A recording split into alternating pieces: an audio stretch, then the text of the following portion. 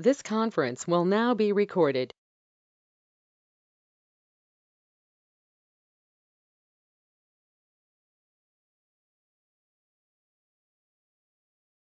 Okay. All right. So these are different containers, quite important for us to understand them, because based on the understanding we do the configuration. We respect the flow of configuration, that is when we'll come to the creating the logical structure, we will first of all set up our tenant, and then the VRF, then bridge domain, then application, of course in the bridge domain, the gateway, the application profile, and then we will create EPGs, and we will make sure that our endpoints, they are connected to the gateways. So our endpoints, they do have the gateway addresses, and gateway address is defined in EP in the bridge domain. So our EPG is always bound with our bridge domain. So this means when we'll go for creating our EPG, we have a compulsory field is to be selected, and that is nothing but that is called bridge domain.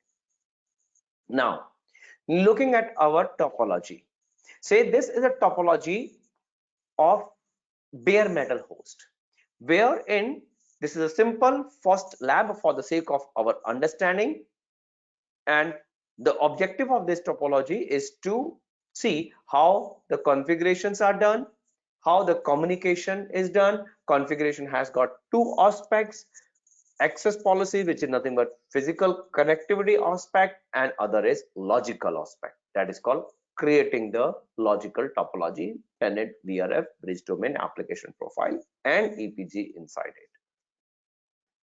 In this particular topology, our ACI fabric is running in between spine 201, leaf 101, and leaf 102. We can have any specific interface on our leaf switches connecting our devices. Now, for the purpose of a simulation, taken over here Nexus 7K on the one side and Nexus 5K on the other side. They are simulated as the endpoints. So nothing other than the IP address and the gateway address on them, which will be configured. So even we don't require any routing compatibility configuration. So, or if you don't want Nexus 7K or Nexus 5K to be simulated, you can place a real hardware devices to establish connectivity between them via ACI fabric. The topology says leaf 101, which interface, leaf 102, which interface. So what we need to do is deliberately it is being kept in such a way that the interface IDs are not same. So it is going to increase our configuration. In case if the interface IDs on both the leaf switches are same, which we will do in our future labs, in that case our configuration will get minimized. So we all know our NX OS way, but that is not the way we are going to follow. We know our NX ACI or GUI way of configuring. So we will respect our GUI way of configuring by configuring VLAN first, followed by creating a physical domain, because endpoints are physical. So we will create physical domain.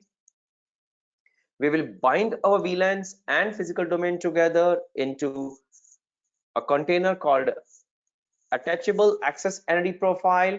We will create the interface policies as a fourth step. We will bind our AAEP with interface policies in a group called interface policy group, and then interface profile, wherein we will apply interface policy group onto the interface, and then finally applying the interface profile onto switch, and that is called switch profile. So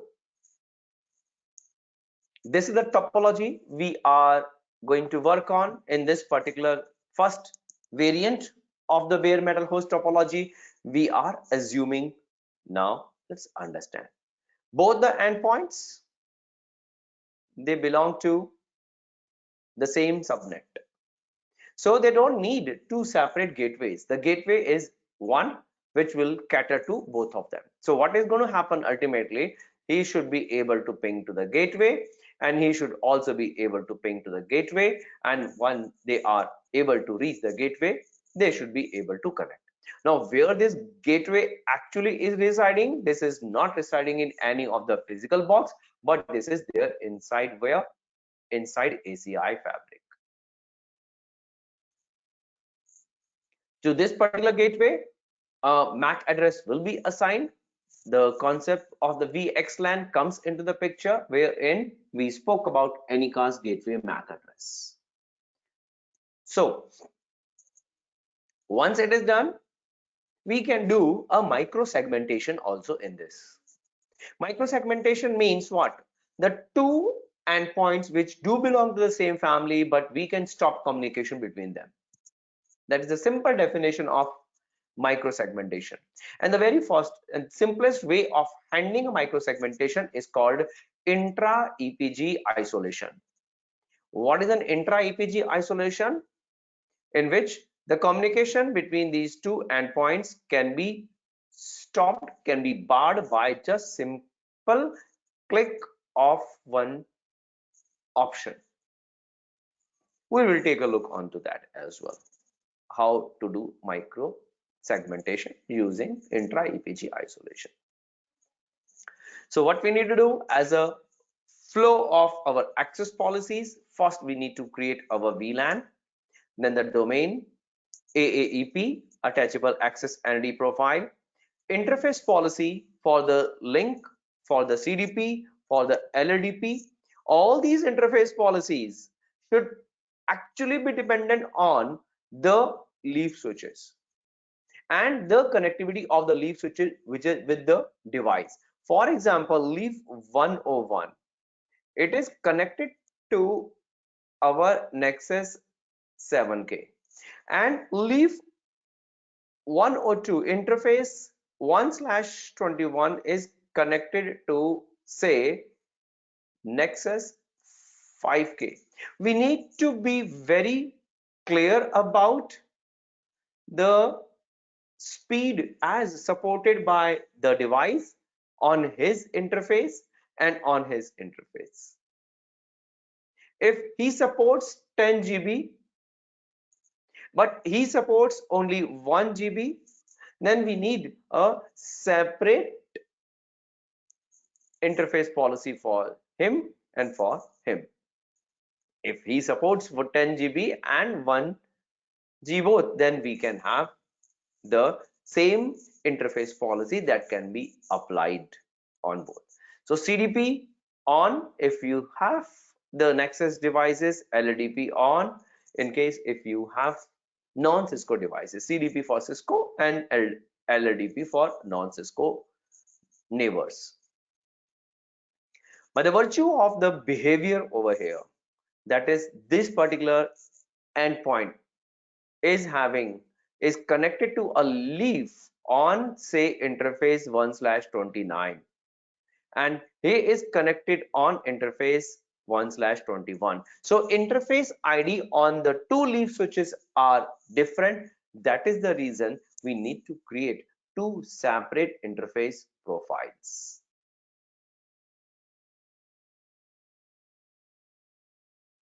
In case if it is same, then one single interface profile will suffice to our requirement.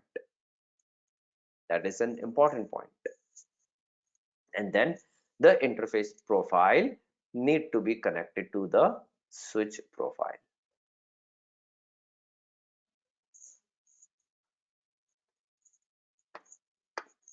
Okay, we'll go further ahead on this, and then once our access policies configurations are done, then we'll go for our logical configuration, tenant, VRF, bridge domain, application profile and EPG. And as I said, it is mandatory to attach a EPG with the bridge domain, otherwise we will not get option to click submit. Okay, so once our access policies configurations are done and our logical configurations are done, we need to make sure that our endpoints which are configured under our access policies, they are connected, they become part of the logical setup, and for which what we do is we do a binding wherein we make sure that the EPGs endpoint groups, they do contain the endpoints. This is called static binding, and this we do when we go for our EPG creation, and in the EPG creation we make sure to bind our switch profile so created with our EPG, and thus our endpoints, they move over to the endpoint group in the logical container. And once it is done, then this means the communication between the endpoint gets established via ACI Fabric. Hope this is understandable. If you have any question, please let me know. Can you show that other screen once more? Which screen, Chandra? The one which had the whole sequence. Sure. This one. Yeah, yeah. So this is nothing but, this is, I'm just trying to show you here. We first of all configure our access policies, and then we do our logical configuration, logical setup. Once our access policies are done and our logical setup is done, we bind both of them together. That is where when we create EPGs, there is an option wherein we connect EPGs with the switch profile. Okay. So basically, we are just creating the access policy, and then logically on the back end, after we do all these things, it will automatically bind it to the EPG. No, there is an option. We need to make sure the option is selected and the binding is done. That is there What is when we create the EPGs. option? I'm sorry. Where is that option? I mean, I think I missed it. I'll show you. I'll show you that. Okay. Right. So for the purpose of this lab, though this lab we don't have in our just a second, guys.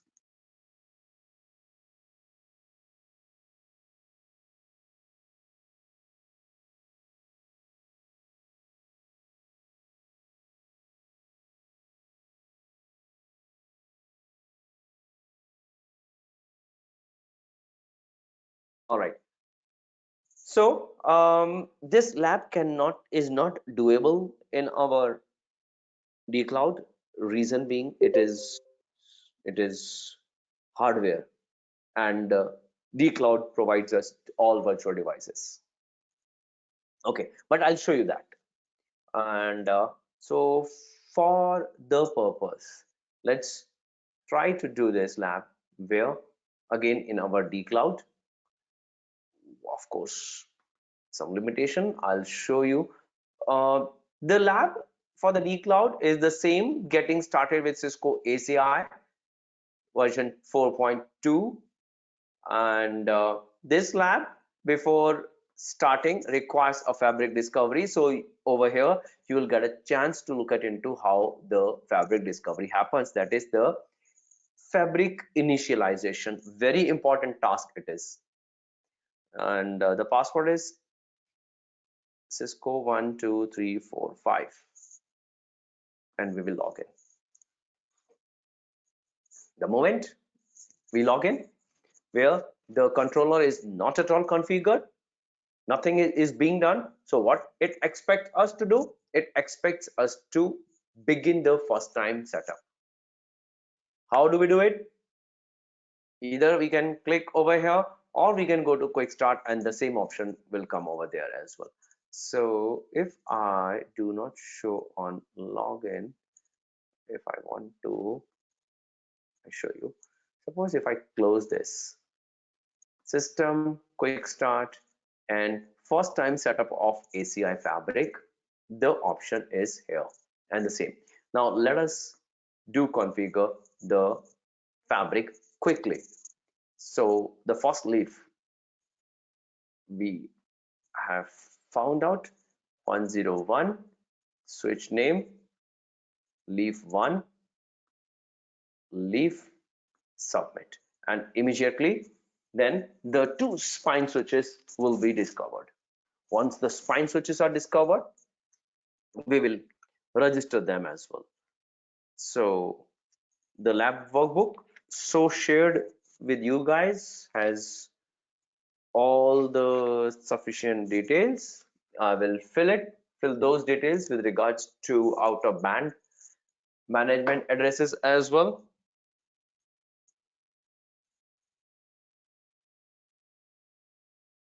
Okay, so it will take time. So now it is moved over to leave one, moved over from discovered state to registered state. It is getting registered now. Our first spine switch and the second spine switch, they are also discovered. Let us register them. Node 201, and we'll mention a name, spine 1. This is spine, submit. We will register our spine 2 also by specifying node ID of 202 and the name of spine 2.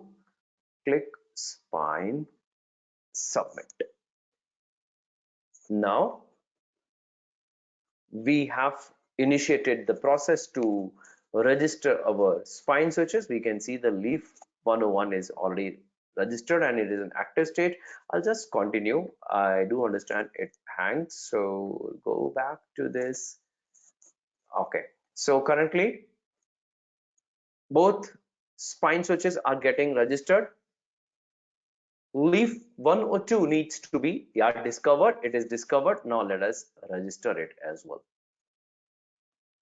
And with the node ID of 102 and name of leaf 2, node type is leaf, and submit.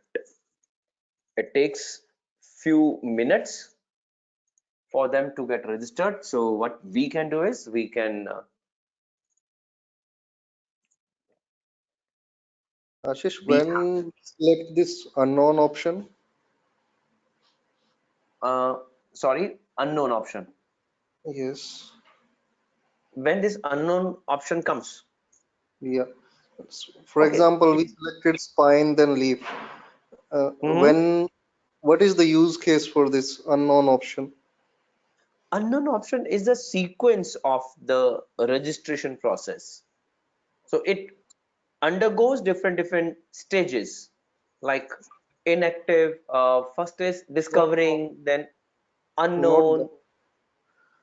Not that. We have three options while selecting the registration process. No? One is leaf, one is spine, another is unknown. So when we are leaf, we are selecting leaf. Oh, okay, you were talking about that.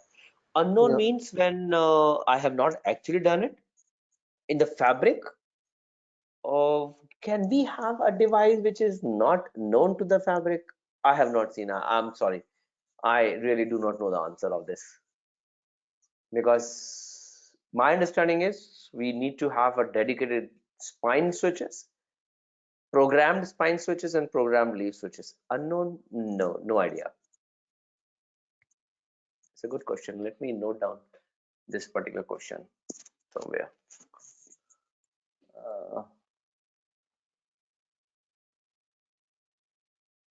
Okay. All right. So I have noted down. I'll take a look on this question. So all the devices are discovered. Let us continue now. BGP. Order of system number 65000. Both the spine switches should be configured as route reflectors. Save and continue. Quickly we'll specify out of band management addresses. It is trying to see. Okay. Review and configure. And it should be configured on all the devices. So configure out of band IP for selected nodes. And it is 198.18.133.203/18, and the gateway is 192.18.128.1. It is expecting subnet mask, so subnet mask is 128.1, and subnet mask is no, I think 190. My bad, sorry, that's the reason. 198.18.128.1. yeah, and then it is expecting DNS to be configured, and the DNS is 198.18.133.1. say preferred, update, and specify domain dcloud.cisco.com, say default, update, save and continue, and finally our NTP server is 198.18.128.1. preferred, update, save and continue, and proceed to summary and say it is done, close. Our fabric discovery is done with this. So let us do one. Ashish, one question. When Please. we this values in the D cloud, is there where did you get these values, or is there a guide to put these numbers? I mean the IP address of DNS, NTP, and all. Yes, Chandra, there is. The guide is, let me show you here, because today is probably your second or third class. When you book the lab, there is something called resources. In the resources, there is a getting started with Cisco ACI guide is given. What I have done is I have transformed this particular guide into more intuitive PDF with proper screenshots, which I have shared in the WhatsApp group last week. If you have not received, please let me know. I will mail it to you. I got it. I haven't gone the time to look into it. Yeah. Okay. Got it.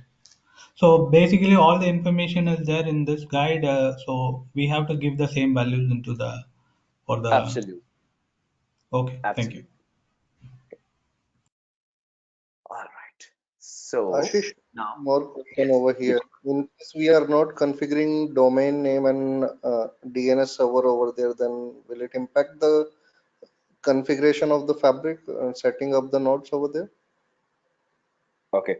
Um, dcloud.cisco.com, right? This Okay. particular lab is built on a topology, a predefined topology, which is connected to the internet. So the domain name is already being specified by Cisco.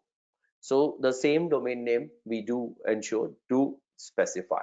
Now, in case of our production environment, definitely we do have a domain. So it is recommended to specify the correct DNS which we will use and the domain name of their particular domain which we want to specify. This domain name and DNS, it will serve purpose for OB host name resolution only, or any other purpose it will help to solve over there? It will help the fabric basically to reach out to the domain. See, we know that tomorrow there will be the host name resolution that will request will come over to the fabric. So Okay. fabric, when the host name resolution comes to the fabric has to forward it to the DNS server. So fabric should know this. That is the reason we do specify not only the DNS server but the host name of the DNS server as well. Okay. The web traffic, once the web traffic will come to the fabric has to forward it to the appropriate DNS server, and that's the reason we have to specify these details to the fabric. But we configured it into that OOB pane, right? In the OOB tab. Yes, in out of band tab we configured it, but the options were to specify just a second, let me first set up ACI Fabric. Out of band management, after out of band management there's an option called DNS, and we did these configurations for the fabric for our ACI Fabric. It is not done inside OOB address configuration. Please again go back to that thing. DNS stuff, please. Yeah, I sure. just want to read out the first four lines over there.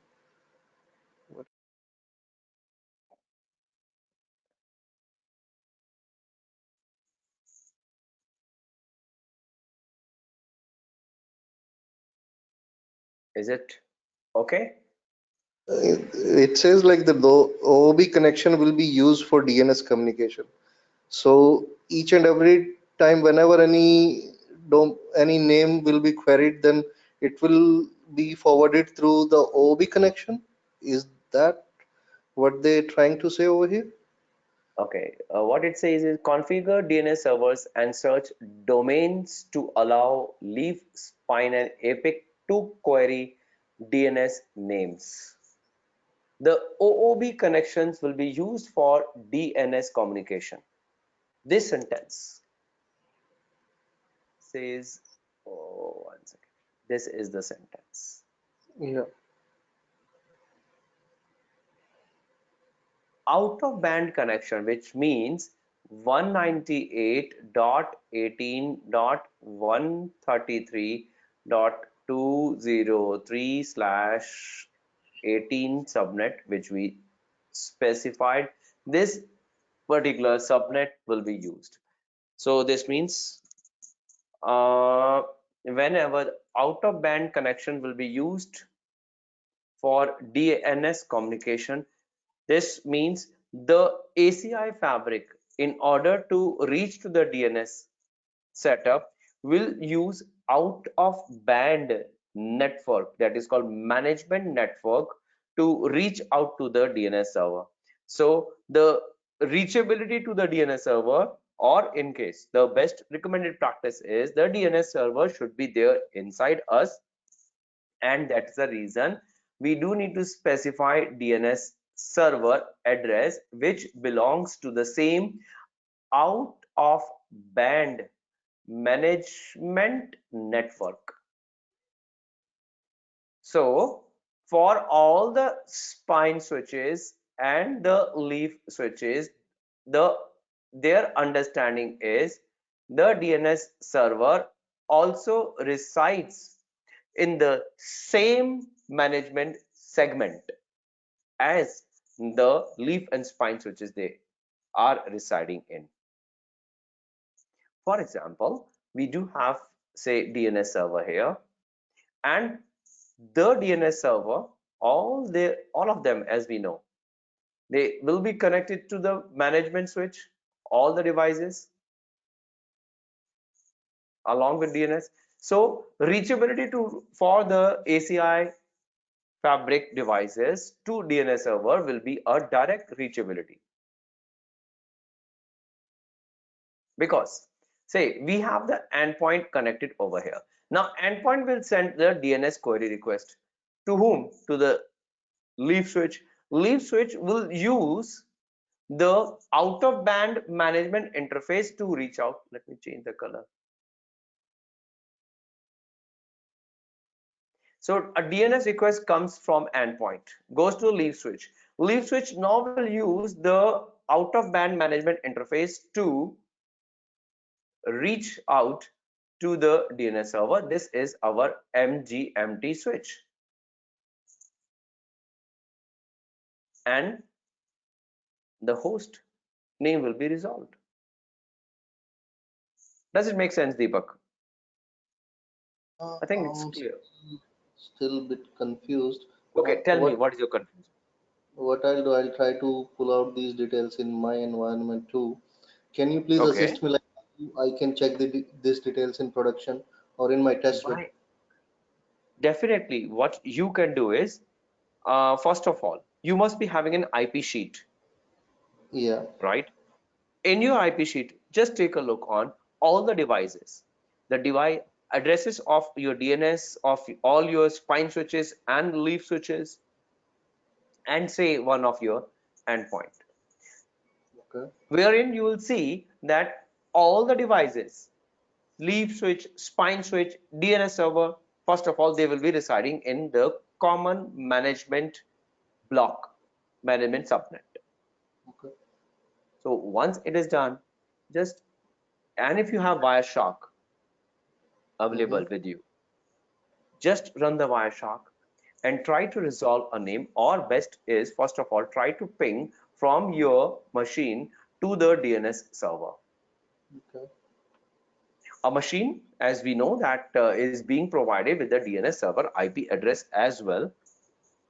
You will see that machine is reachable to the DNS server, and then you can send a, for example, a host name resolution request from your end host, and if you can capture in the Wireshark, you will see that the traffic is going to the DNS server, and the path is being used is your out of band MGMT subnet. Okay, that I got. What I mean to ask is, if I want to check this DNS configuration in my Epic, which option should I hit over there? In your Epic, all right. Yeah. You mean the controller? Yes, yes. In my Epic GUI, if I want to see, for example, you have just configured the DNS IP over here, right? DNS address. Now I want to see this configuration back. The way I just showed you, in the same way.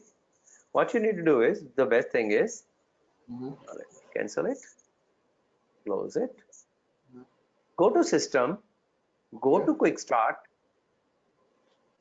and say Already, first, already on a configured system, if I sh should I use quick start in a already configured system?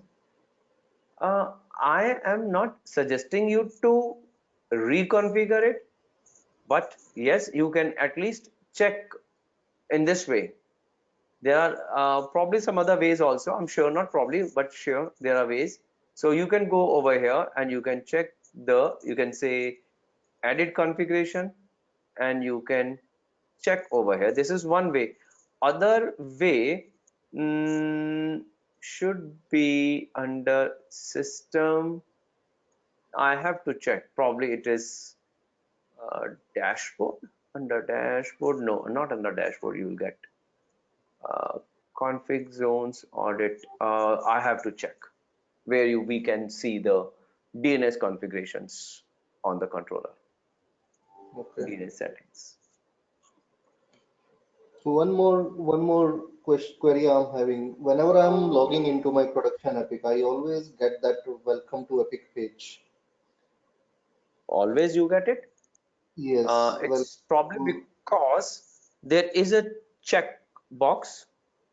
I have Begin. done it multiple times, but again and again it is coming back. Okay. Again and But again, even if you uncheck it, see, the then there view page is. like welcome to Hmm. Epic. I select it like do not show on login, but whenever I am logging in next time, it appears over there. That begin first time setup and all stuff. Okay, in that case, we have to put this request in the forum and see is there an option to permanently remove it? There should I be. have not, I have not checked it with my tab. I can raise a case with Yeah. them to. Yeah, or there is a discussion forum, Cisco discussion forum. You can put this concern of yours in Cisco discussion forum, and definitely you will get some quick response. Cisco tech engineers are also sitting over there. Yeah. They do reply. So Okay. yes, lot of questions they do come up In where the which NTP policy, sorry, the NTP or the out of band management, is it necessary to do it, bind it to the pod default policy on the fabric profiles? Should we do that? are you talking about the NTP configuration which we did over here? Yeah. Okay, and what is your question? Um, is there any policy that we should bind the out of band management? Because I saw a lab in Cisco where it asked us to actually bind it to the fabric profile, pod profile default, something like that, and there we attach it to the fabric policy group. Absolutely. That this reminds me also there is a requirement in our CCI data center lab where it is there. So, but it's not, and the option is there. I don't exactly remember the task for this, but it is there inside the fabric and then in the fabric policies and then say in the Pod pod policy date and time, there is something date and date time, yeah. and Policy default, say yeah. policy default. Yeah, it is there, but yeah, this is NTP Yeah. server, the one which we configured.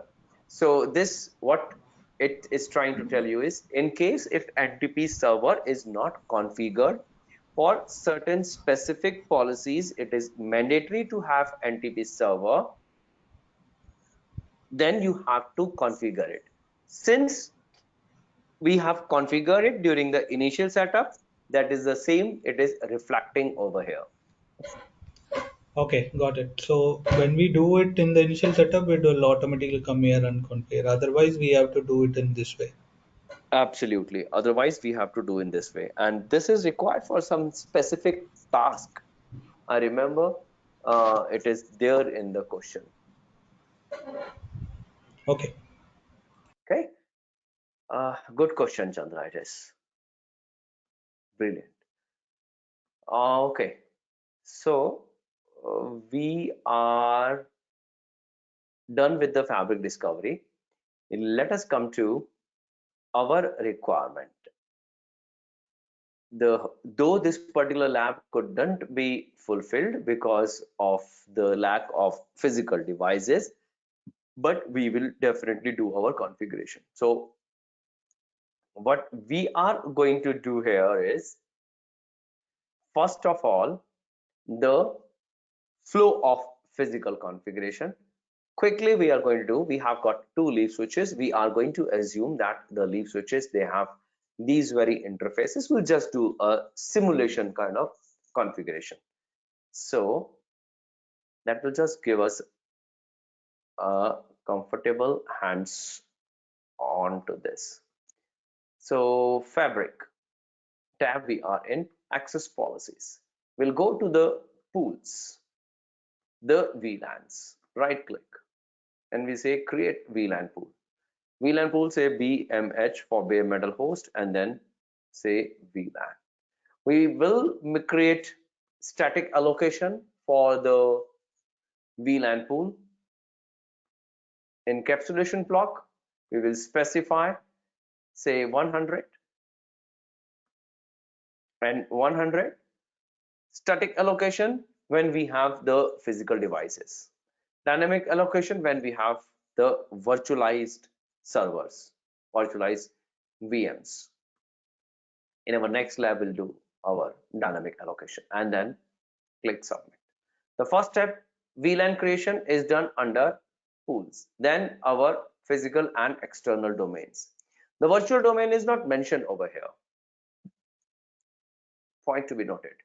Physical domains. We'll create a physical domain by right clicking it and say create physical domain, and we'll specify name of the physical domain, and the name is say BMH hyphen P dome, intuitive name. VLAN so created in our previous step need to be called over here, and then we can submit it. The next step after submitting is to create attachable entity profile.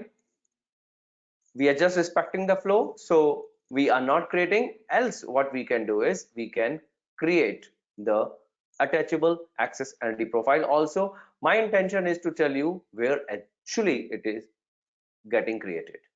So we'll just submit it, and then as part of a third step, policies, global policies, attachable access entity profile, right click, create,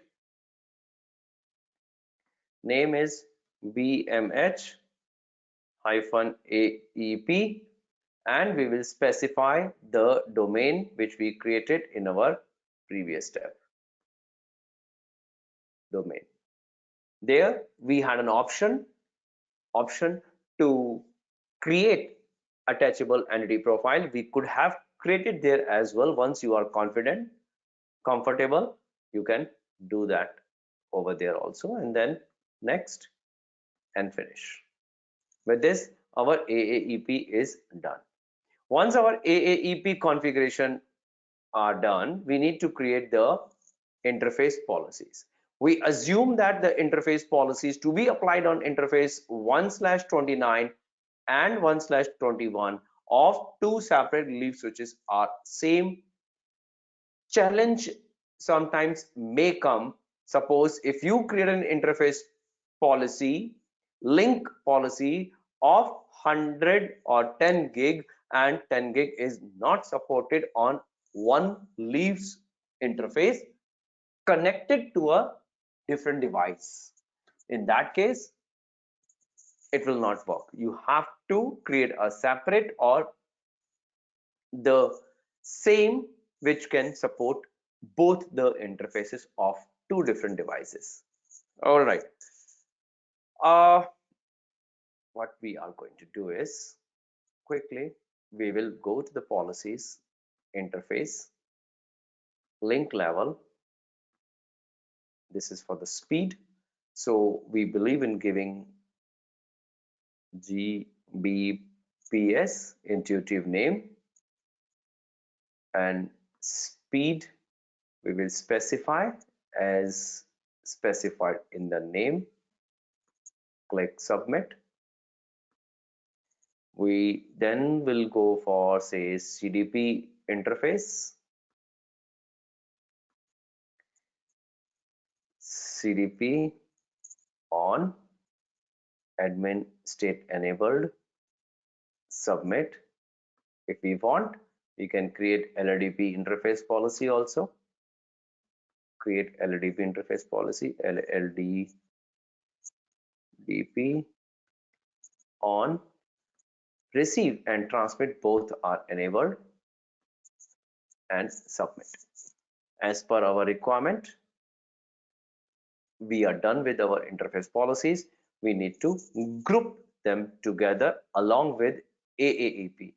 So let us go and group them together under interfaces. Under leaf interfaces, we have policy group, we have leaf access port policy group. So we'll right click it and we'll say create leaf access port policy group, BMH IPG interface policy group. We'll choose our link level policy, CDP policy, LLDP policy, and attachable access entity profile. Many times when we are doing configuration, we miss to attach our AAEP. So it's quite important for us to attach it, and then we can click submit. So our leaf interface policy, not the for the leaf, our interface policy group is built. Now we need to create our profiles. Since as per our understanding, we have got two separate leaf switches with separate interface IDs. So considering this particular fact, we have to create two different interface profiles. So create leaf interface profile, name is say E29, an intuitive name telling us about the interface. Interface selector, name is same, say E29. Okay, I'll specify interface profile there, 1/29 interface policy group. We'll choose this, the one created, click OK. What I'm going to do is I'll specify INTF prof interface profile, submit. So our first interface profile is created. This is for E29. One more, E21 INTF PROF profile, interface selector, E21, a different interface ID, 1/21 interface policy group. Click OK and submit. So what we have got is we have got two separate interface profiles based on the leaf switches having their different interfaces. Once it is done, need to apply it as part of the final step. So switches, leaf switches, profiles, right click, create. Now we are quite clear. Our switch is 101-SW-PROF for profile. Leaf selector, name is 101, and we will choose our leaf update, and in the next step we have to choose the correct leaf. We know by the virtue of our configuration, leaf 101 is having interface 29. The name is so intuitive, it helps us to select the correct interface profile. So always remember to specify the intuitive name and finish. Our first switch profile is done, and for the second one we'll say right click, create leaf profile. This is for 102, and this is switch PROF for profile. Under leaf selector, it's 102. Under block, we'll choose the correct leaf update. Under next, we will select the correct interface profile and click finish. Watch you of this. Our access policies configuration, which is physical configuration, are done. What we have done is, with regards to this, we have configured our leaf switches interface 1/29 and leaf 102 1/21, assuming that they are connected to it. So this is called access policies, or the policies to create the physical configuration. Once it is done, we'll go to the next step, logical configuration, creating a tenant, VRF, bridge domain, application profile, EPG, and then binding it, the EPG, with the bridge domain. So this will answer your question, Chandra, that where do we bind our EPG with the bridge domain? So first of all, go to it. For the purpose, we'll go to the tenants and we'll click add tenant. We'll specify a name, say BMH hyphen, why not to start with TN hyphen BMH, and then we need to create VRF under this only. Then we can say VRF hyphen BMH and we can submit it. Take me to this tenant when I click finish, and I have recently noticed that it doesn't take, but it is taking. So our tenant is there ready with the VRF. Now under the VRF we need to create a bridge domain. The two options are there. Either you go to the networking tab, select the bridge domain, drag and drop it inside VRF. A window will pop up, that is a window to create bridge domain. Else what we can do is we can go to the bridge domain directly, right click and say create bridge domain, and the same window will come up. So let us specify the name BD hyphen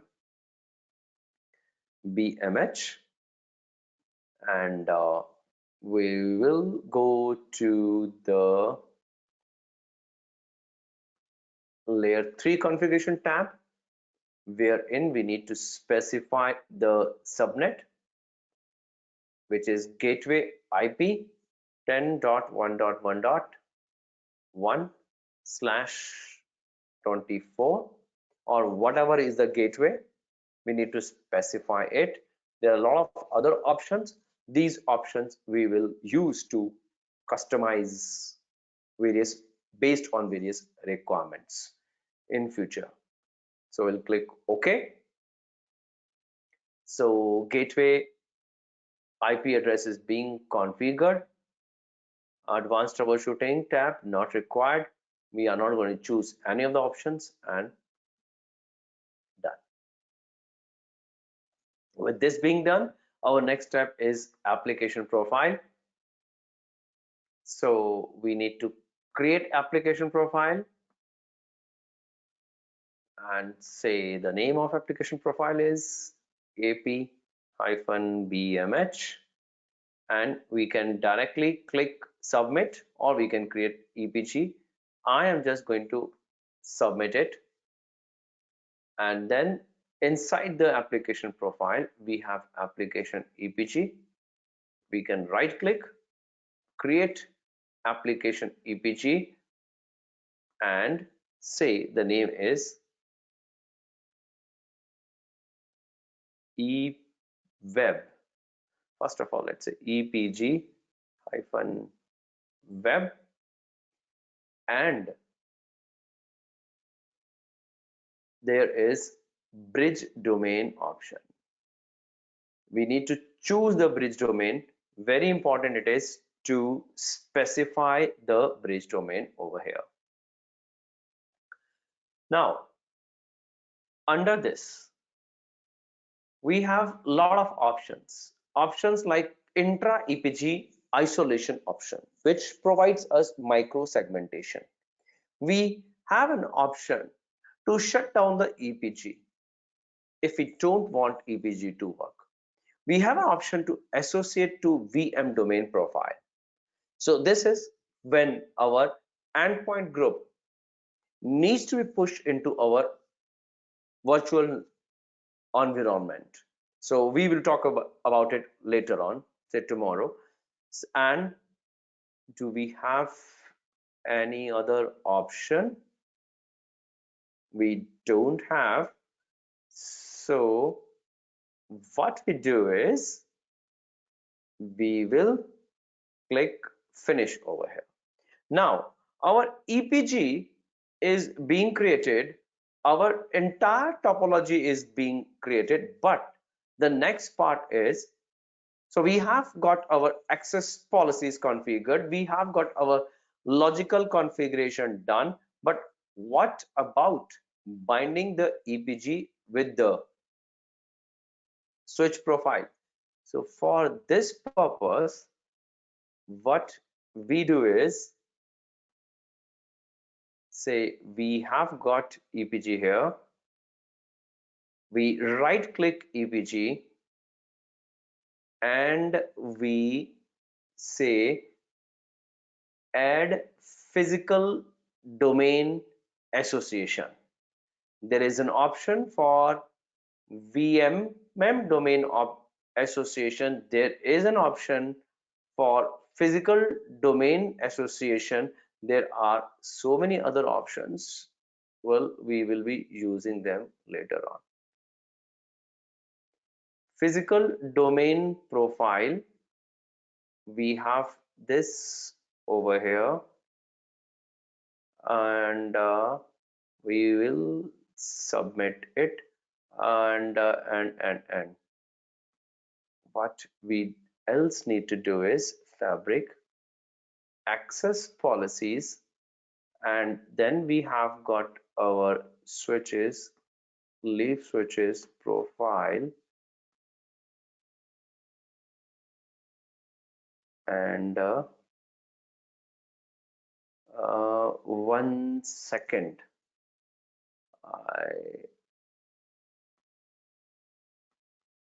Can you This turn the conference recording? will now be recorded. yeah, recording is on. So what we need to do is we have to go on individual EPG and say static port. We have an option of static port. If we right click it, deploy a static EPG or port channel, and if we click, now we need to choose the node. Say the EPG web needs to be connected to our leaf 101, and on which interface of leaf 101 we configured our interface ID. What we can do is 29. If I just simply click, type, then 29. The VLAN, we need to specify VLAN 100. Deployment immediacy, we want to deploy it immediately, and mode is access port, and that's all. And access A22, better it is access untagged. We do specify and we click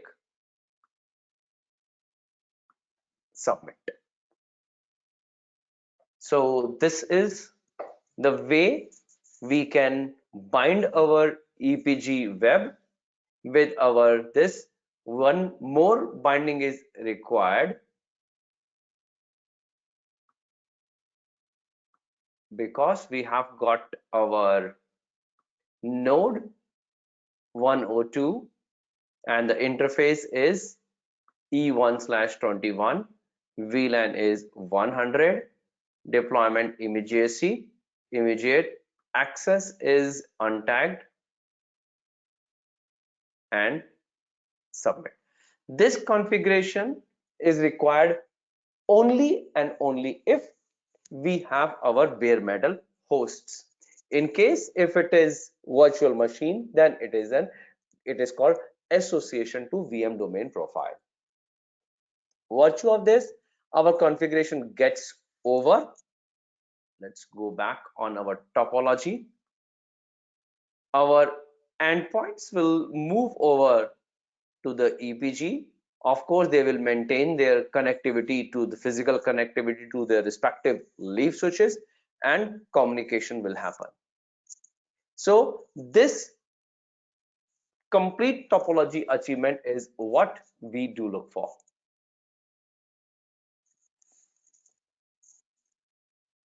Hope this makes sense, and verification can be done by executing a ping reachability test. So what we have done is, regarding spine and leaf switch physical connectivity, IP addressing, nothing is being done. That is part of the fabric discovery, wherein we do specify out of band management addresses and all the stuffs which we have done and discussed. And then we need to do our access policies and logical configuration. Hope this makes sense. And the other variant, in the other variant, we can create two separate EPGs. In case we have two separate EPGs, the communication requires a contract to be created, and here it is. Okay, so this I will discuss with you tomorrow. I have a urgent call, so I'm just ending the class over here.